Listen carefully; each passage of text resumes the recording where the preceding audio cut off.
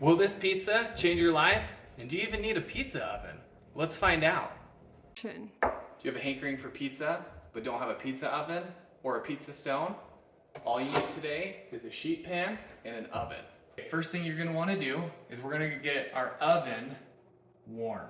That's gonna help the dough rise even faster. So you have a few options. One, if you have a proof setting, like I have, you can set it on about 100 degrees, and that's gonna start warming it up.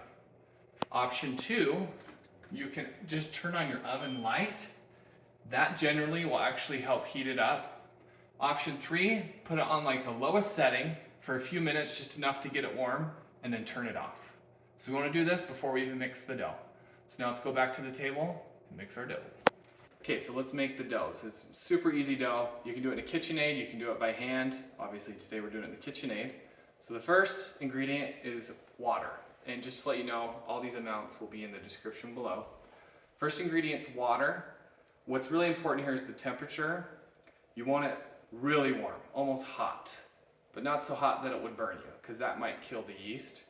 The reason you want it warm is it's going to activate the yeast quicker. And since we're trying to get this dough ready as quick as possible, we need this warm water. So let's go ahead and add that in.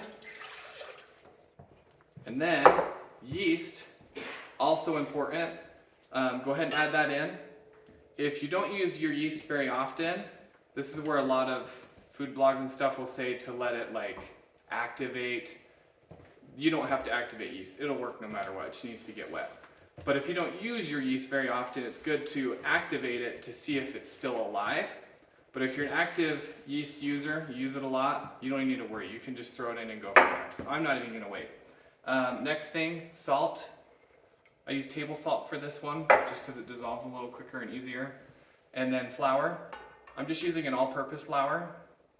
And I'm just gonna put in about half. And we're gonna get this thing mixing. Just enough to start getting the dough incorporated. And then let's go in with the other half. Okay. One little thing I forgot. We need to add about a little bit of olive oil. So I'm gonna go ahead and add that now. It still hasn't fully incorporated, so we're gonna add a little now. That's also in the description below. Onward. Okay, so we're gonna mix it for about 7 to 10 minutes. I'll go ahead and show you what it looks like when it's ready and show you a little test you can do to see if the dough has been kneaded enough. Okay, so we've been mixing for about 3 minutes. Here's our dough ball.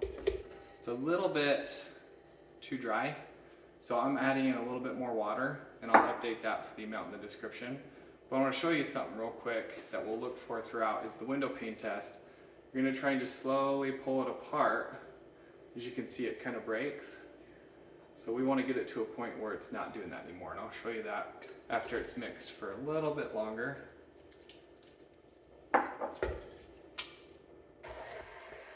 This is a good thing to do to look at the dough because different flours are a little drier than others. So even though I'm giving you the right amounts, it's good to learn these things because you might look and see, oh, this is after it's mixed for a while, it's way too sticky, it's not pulling off from the sides.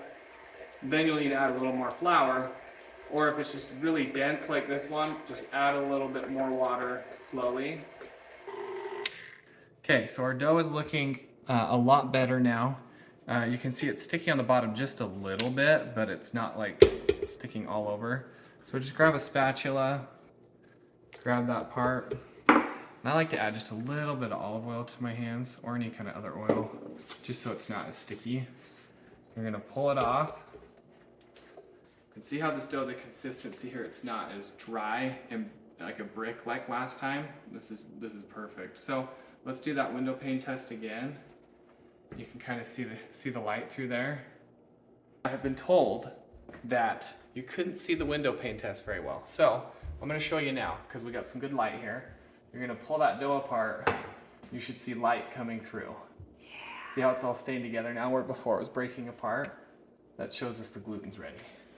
One other trick I like to do, and you can do it in the original bowl with the lid like I just showed, is put a little oil on it and into where it's going, and then just kind of roll it around, flip it around. This will help when you need to get it out. It'll plop out a lot easier. Okay, it's been 35 minutes. Our dough, ta-da, has doubled in size. So we are ready to now transfer it on to our cookie sheet. So what we're gonna need, a bit of olive oil. What we're gonna do is just lay, a generous amount, but we're not deep frying it. Just enough to give it a little crispiness, make it so it doesn't stick. It does add some good flavor though. So about like that. What I like to do is just go through and spread it. That way we're covered everywhere and hopefully don't get any sticky spots. Go up along the sides, because sometimes it kind of sticks there.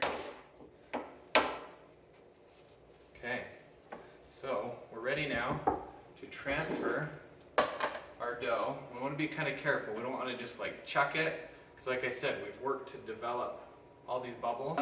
One of the things I remembered is it's okay to be a little more aggressive with it in the beginning, because what we're going to do is get it all out, like to the corners, and then we're going to let it sit and grow again. So I'm just going to show you what I like to do is just press it out to the corners, just like so.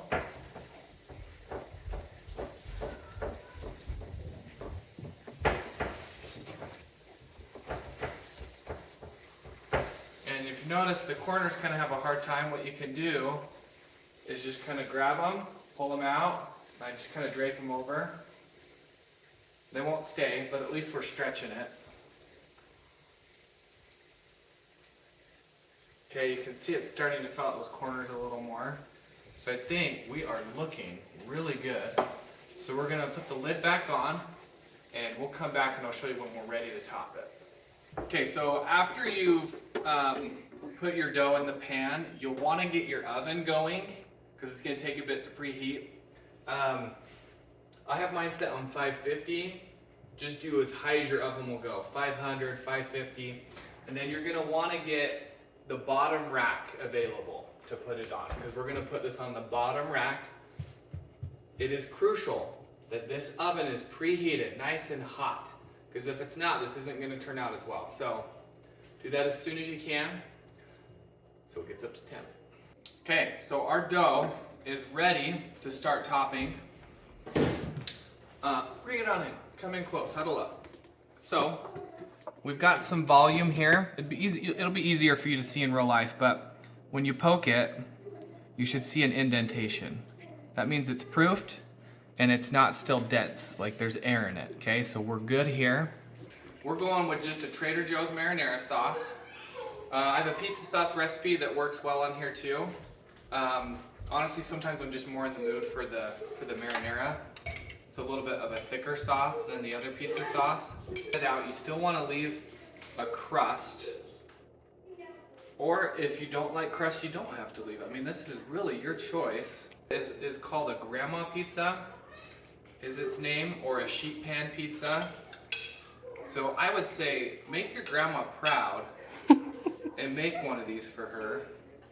We've got some fresh mozzarella that I'm just gonna put on a little bit. You don't have to do fresh mozzarella. If you just have normal shredded mozzarella cheese, which we're doing as well, that works just fine. No stress. This is a no stress pizza. This stuff, I mean, you can't even order pizza this good. It's gonna blow your mind, your kids' mind. Your grandma's mind. We've got just some like breakfast sausage. That's my preferred sausage. I feel like it adds some really good flavor. Okay, pizza is ready to go in the oven. Remember, bottom rack. Put it in. Set a timer for about 7 minutes. We're gonna rotate it and then go another 7 minutes. Okay, our 7-minute timer just went off, so we're gonna go in and rotate. Looking good so far. Definitely has a way to go. So set a timer for 7 more minutes. Okay, timer just went off. Check if the pizza's ready. Okay, so. Oh, sorry, the timer was about to go off. You lied to! Computer, stop! Okay, so here's what we're looking for. Cheese is melted. We want to get down lower in this one. We want to check get any lower. Underneath. You can see underneath that the crust has been browning. That's why we put it on the bottom shelf, because that browning equals flavor. So, let's cut in and give it a try. Okay, our pizza's done. Go ahead and get it off. You want to get it off the tray pretty soon, or else it'll start kind of steaming the bottom. And what's wrong with steaming the bottom? What if I like my bottom steamed? if you like it steamed, then you should leave it on. I like mine a little crunchy. Hey, will you pizza cutter me? She's got the pizza cutter. Okay, so let's go ahead and cut into this baby.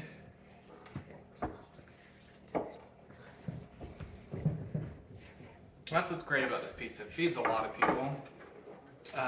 Okay, so let's show you the under part. Undercarriage, as some would say. It's nice and browned. Toppings are nice and melted. Let's go in for a bite.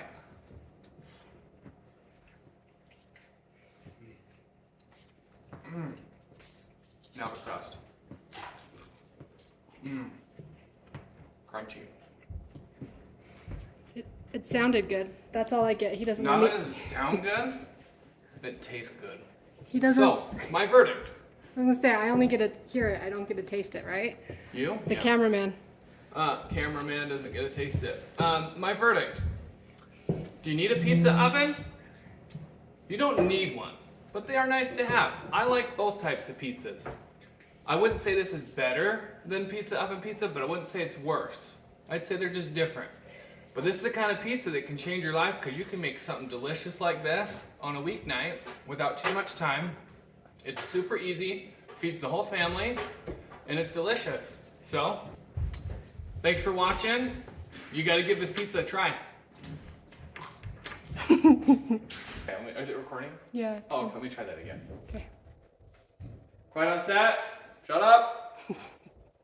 Oh yeah. Oh yeah. You just throw up in your. Oh, okay. Not sausage, babe, but we have cheese over here if you want cheese. Sausage. Okay.